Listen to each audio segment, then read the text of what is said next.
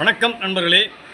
இன்று இந்திய பிரதமர் மோடி அவர்கள் அமெரிக்காவில் சட்டவிரோதமாக குடியேறிய இந்தியர்களை திருப்பி அழைத்துக் கொள்வோம் என்று கூறியிருக்கிறார்.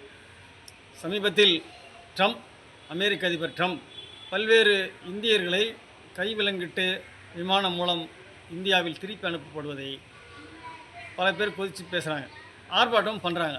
அதை கண்டிக்கிறதுக்கு கூட பல இயக்கங்கள் பல நபர்களை தொடர்பாக ஆர்ப்பாட்டம் பண்ணுறதை நாம் பார்த்திருக்கின்றோம்.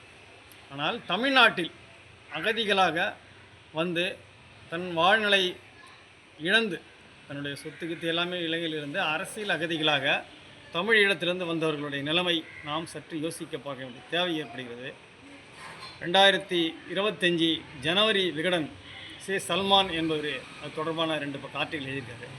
அதில் என்ன சொல்கிறாருன்னா, இலங்கையிலிருந்து அகதிகள் என்ன சொல்கிறாங்க, குடிபெயர்ந்த இங்கு அகதிகளாக வந்தவர்கள் வாழ்வாதாரம் மிக மோசமாக துயரமாக இருக்கின்றது.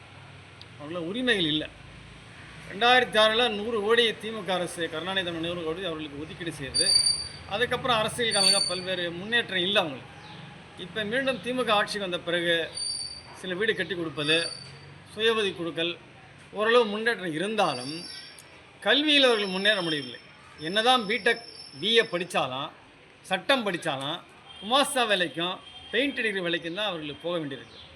தனியார் நிறுவனங்களும் இலங்கை அகதிகள் இங்கே அகதியாக வந்தோம் என்று அவர்களுக்கு ஒரு நிரந்தர வேலை தருவதற்கான வாய்ப்புகள் இல்லை. அவர்கள் படித்த வேலை, பிடெக் படித்தவர் அரசாங்க வேலைக்கும் போக முடியலை, பிஏ படித்த ஈழ அகதி தனியார் துறைக்கும் வேலைக்கு போகவில்லை. அப்போ தமிழ்நாட்டில் அகதிகளாக எப்போதோ வந்து குடியுரிமை வந்து விதிமுறைக்குட்பட்டு கிடைக்காம அவதிப்படுவர்கள் இந்த சரணத்தில் நாம் சிந்தித்து பார்க்க வேண்டும். அமெரிக்காவிலிருந்து திருப்பி அனுப்பப்படும் சட்டவிரோத குடியர்களாக கருதப்படுகிற இந்தியர்கள் நிலைக்கும் இங்கே அகதிகளாக வந்த தமிழர்களுக்கு ஒப்பிட்டு பார்க்கும்போது இவர்கள் வாழ்நிலை மிக மோசமாக படு பாதாளத்தில் இருக்கின்றது.